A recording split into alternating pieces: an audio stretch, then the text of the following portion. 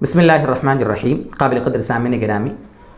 آئے دن ہم سنتے رہتے ہیں کہ کوئی بھی اٹھتا ہے اور نبی اکرم صلی اللہ علیہ وسلم کی شان میں گستاخی کرتا ہے، کبھی ازواج مطہرات کے بارے میں، کبھی صحابہ کے بارے میں، کبھی قرآن کے بارے میں کچھ کہتا ہے، کبھی اسلام کے احکام کے بارے میں کچھ بھی کہہ دیتا ہے۔ خاص طور سے یہ لوگ نشانہ نبی اکرم صلی اللہ علیہ وسلم کو، نبی اکرم صلی اللہ علیہ وسلم کی ذات کو اور آپ کے ازواج مطہرات جو ہماری مائیں ہیں ان کو یہ لوگ نشانہ بناتے ہیں۔ اور آپ جانتے ہیں مقصد صرف ایک ہی ہے ان کا کہ کسی طریقے سے اس ایشو کو اٹھایا جائے اور دوسرے جو برننگ ایشوز ہیں، دوسرے جو دیش کے نقصان دلانے والے کام ہیں جو لوگ یہ کرتے رہتے ہیں ان سے، تاکہ لوگوں کی نگاہ ہٹے اور مسلمان اور دنیا کے سارے لوگ اور میڈیا سارے بس اسی چکر میں پڑ جائیں، یہ ان کا مقصد ہوتا ہے۔ بہرحال وہ دشمن ہیں، اسلام کے دشمن ہیں، نبی اکرم صلی اللہ علیہ وسلم کے دشمن ہیں، وہ کرتے رہیں گے، ان کا یہ کام ہے اور یہ قیامت تک چلتا رہے گا۔ اسلام اور کفر کی جنگ، حق اور باطل کی جنگ، یہ سب چلتی رہے گی، یہ معرکہ آرائیاں یہ سجتی رہیں گی اور یہ چلتا رہے گا۔ لیکن اسلام کے صحیح ماننے والے جو داعیان حق ہیں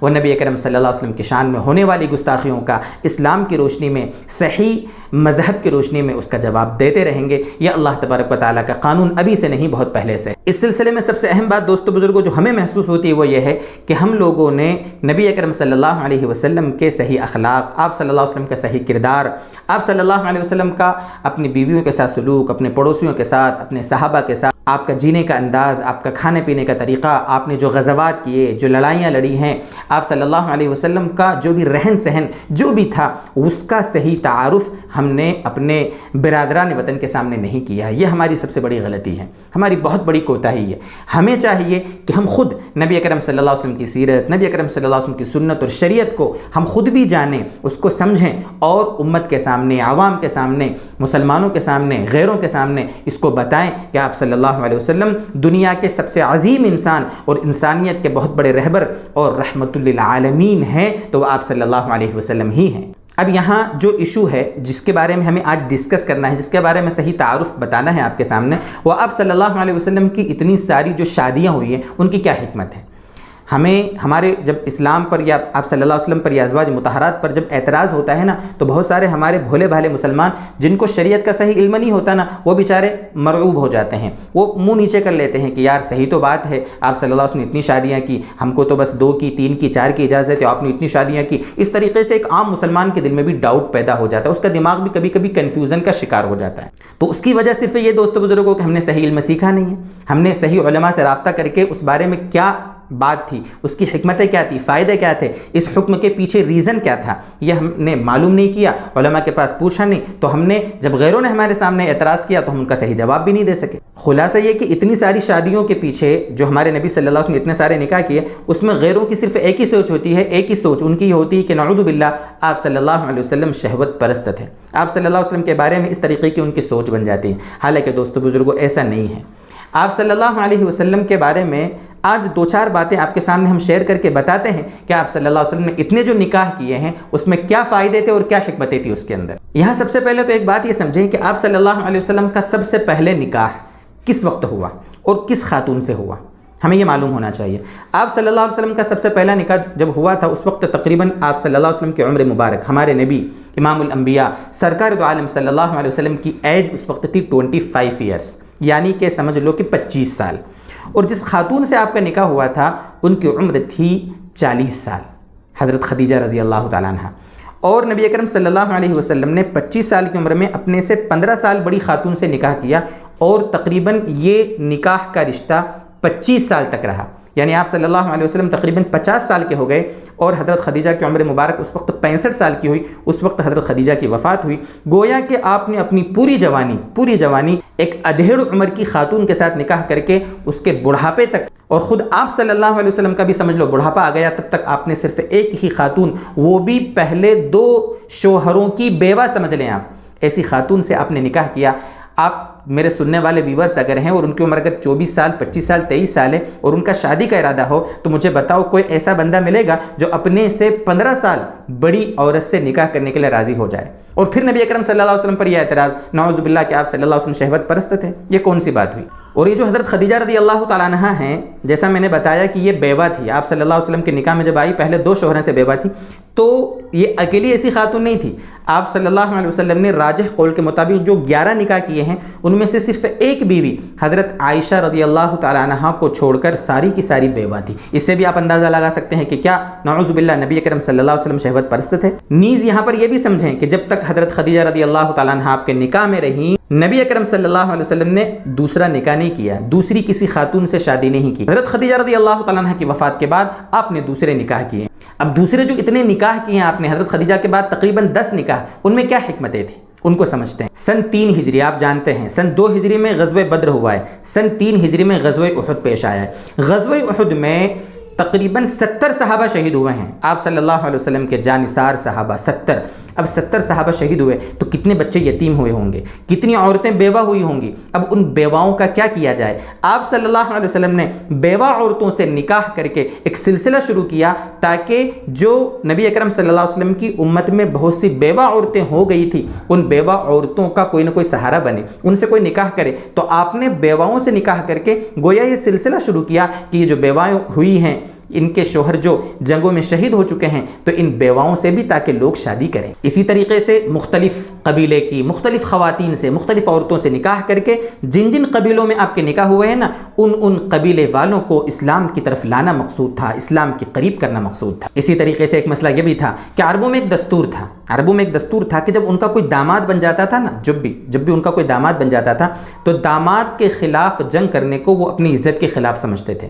آپ اندازہ کریں کہ ابو سفیان رضی اللہ تعالیٰ عنہ بعد میں وہ صحابی بنے ہیں، پہلے تو اسلام کے بہت بڑے دشمن تھے، کتنی جنگوں میں اسلام کے خلاف وہ غیروں کی طرف سے باس اور سردار بن کر نبی اکرم صلی اللہ علیہ وسلم سے اور صحابہ سے انہوں نے مقابلہ کیا۔ ان کی جو بیٹی تھی ام حبیبہ رضی اللہ تعالیٰ عنہ نبی اکرم صلی اللہ علیہ وسلم کی زوجیت میں آ گئی۔ نبی اکرم صلی اللہ علیہ وسلم کی جب زوجہ بن گئی نا تو چونکہ آپ صلی اللہ علیہ وسلم اب وہ اسلام کا جو دشمن ابو سفیان تھا ان کے داماد بن گئے آپ صلی اللہ علیہ وسلم، تو ابو سفیان کے دل میں اسلام کے بارے میں اپنے داماد کے بارے میں نرمی آتی گئی، اور نرمی آتے آتے ایسی نرمی آئی کہ ابو سفیان رضی اللہ تعالیٰ عنہ اسلام کے آغوش میں آ گئے۔ اسی طریقے سے تھوڑا آگے بڑھیں، حضرت جویریہ رضی اللہ تعالیٰ عنہ نبی اکرم صلی اللہ علیہ وسلم کی زوجہ محترمہ ام المؤمنین ہیں، یہ قبیلہ مستلق کے سردار کی بیٹی ہیں۔ آپ صلی اللہ علیہ وسلم کی ان سے جنگ ہوئی، میں بالکل خلاصہ آپ کو بتا رہا ہوں مختصراً، جنگ ہوئی، وہ سردار جو تھا وہ مارا گیا اور ان کے مال غنیمت بہت سارے مسلمانوں کے پاس آئے۔ یہ جو جویریہ رضی اللہ تعالیٰ عنہ ہیں یہ ایک صحابی کے حصے میں آئی، مال غنیمت بانٹا گیا، غلام باندیاں بانٹ دی گئی، ایک صحابی کے حصے میں آئی۔ چونکہ ایک سردار کی بیٹی تھی، غمزدہ تھی اپنے باپ کی وفات پر اور اپنی قوم کے ہار جانے پر، بہرحال مشورے سے طے پایا کہ ان صحابی نے ان کو آزاد کیا اور بہرحال نبی اکرم صلی اللہ علیہ وسلم نے ان سے نکاح کر لی۔ اس طریقے سے حضرت جویریہ رضی اللہ تعالیٰ عنہ نبی اکرم صلی اللہ علیہ وسلم کے حرم میں آ گئی، نبی اکرم صلی اللہ علیہ وسلم کی زوجہ بن گئی۔ اب چونکہ وہ نبی اکرم صلی اللہ علیہ وسلم کی زوجہ بن گئی تو ان کے قبیلے کے دوسرے لوگ، بہت سارے گھرانے جو صحابہ کے حصے میں آئے تھے، صحابہ کرام رضی اللہ تعالیٰ عنہم کو غلام باندیوں کی شکل میں ملے تھے، تو اب جب دیکھا ان سب صحابہ نے کہ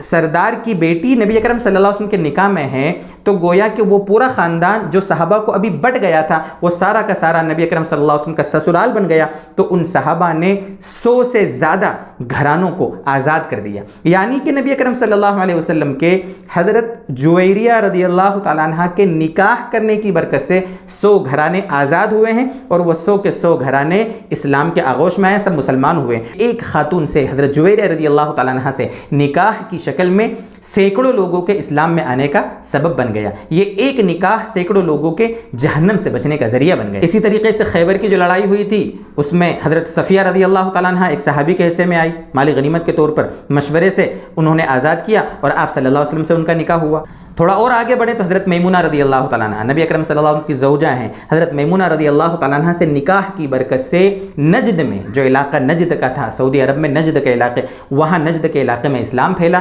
حضرت میمونہ رضی اللہ تعالیٰ عنہ کے نبی اکرم صلی اللہ علیہ وسلم کے نکاح میں آنے کی وجہ سے۔ اسی طرح حضرت زینب بنت جحش ایک صحابیہ ہیں، نبی اکرم صلی اللہ علیہ وسلم کی زوجہ محترمہ، وہ پہلے نکاح میں تھی آپ صلی اللہ علیہ وسلم کے منہ بولے بیٹے حضرت زید بن حارثہ رضی اللہ تعالیٰ عنہ کے، تو ان سے ان کے طلاق دینے کے بعد اور عدت گزرنے کے بعد نبی اکرم صلی اللہ علیہ وسلم نے نکاح کیوں کیا؟ وہاں بہت بڑی ایک حکمت تھی کہ جو لے پالک ہوتا ہے نا، اپنا لے پالک یعنی منہ بولا بیٹا، اگر اس کی بیوی ہے اور وہ منہ بولا بیٹا اگر اپنی بیوی کو طلاق دے دیتا ہے تو بعد میں جو اس کا باپ ہے، جو سگا نہیں ہے، سگا باپ نہیں ہے، کون؟ منہ بولے بیٹے کا باپ، یعنی گود لینے والا آدمی اپنے منہ بولے بیٹے کی جو مطلقہ ہے یا متوفی عنہا زوجہا ہے تو اس سے شادی کر سکتا ہے، نکاح کر سکتا ہے۔ پہلے یہ رسم تھی تو اس رسم کو توڑنے کے لیے آپ صلی اللہ علیہ وسلم نے متبنہ کی مطلقہ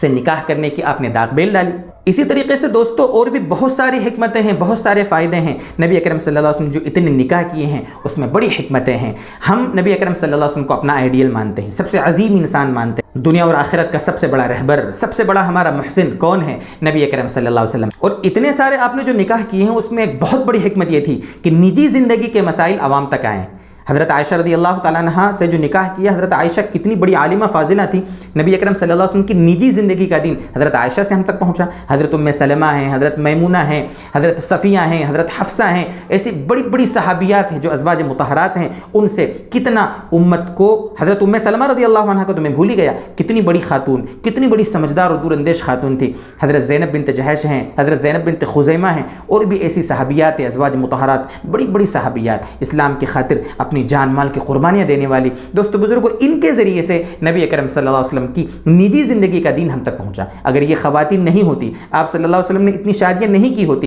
تو آپ صلی اللہ علیہ وسلم کی نجی زندگی کا دین ہم تک کیسے پہنچتا؟ اس لیے دوستو بزرگوں، اگر اسلام پر، قرآن پر، ہمارے نبی صلی اللہ علیہ وسلم پر، ازواج مطہرات پر، صحابہ پر اگر کوئی اعتراض کرے نا، تو ہماری سب سے بڑی دوستو بزرگوں ذمہ داری ہے کہ ہم اسلام کا ایسے لوگوں کے سامنے تعارف صحیح پیش کریں۔ ہم ان کو بتائیں کہ ہمارے نبی صلی اللہ علیہ وسلم ہمارے سب سے بڑے آئیڈیل ہیں، سب سے بڑے رہبر ہیں، سب سے عظیم انسان ہیں، رحمت للعالمین ہیں، دنیا اور آخرت کی بھلائیاں ہمارے لیے لے کر آئے، اسلام کی صورت میں ایک ابدی پیغام ہمارے لیے لے کر آئے۔ تو ان کے اعتراضات کی وجہ سے ہم مرعوب نہ ہوں، اسلام کی بصیرت میں اضافہ ہو، ہم جو مسلمان ہیں اللہ پر یقین، نبی اکرم صلی اللہ علیہ وسلم کی محبت میں اضافہ ہو۔ اللہ کرے کہ یہ باتیں ہم سب کی سمجھ میں آ جائیں۔ وآخر دعوانا ان الحمد للہ رب العالمین۔